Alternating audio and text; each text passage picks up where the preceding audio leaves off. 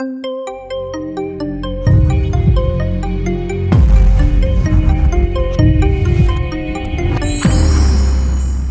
this video, I'll be replacing the AC blower motor on the 2nd Gen Nissan Xterra. If your fan isn't blowing like it used to, or even not at all, this simple replacement could be exactly what you need.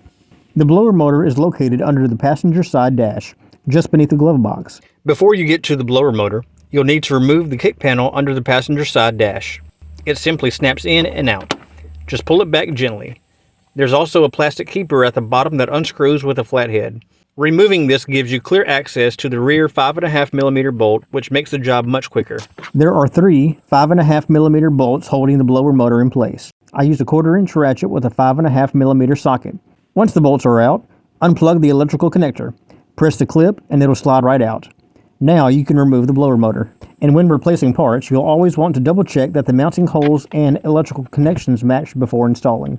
Go ahead and line up the new motor and start threading your bolts back in by hand to avoid cross-threading. Then tighten all 3 bolts securely. Then plug in the wiring harness. Once everything is in, start the truck and test the fan at all speeds. If everything sounds smooth and you've got good airflow, you're done. This is a quick and affordable fix that can restore your air conditioning in minutes with no repair shop needed. And that's it. If you found this video helpful, hit the thumbs up button and subscribe for more videos like this.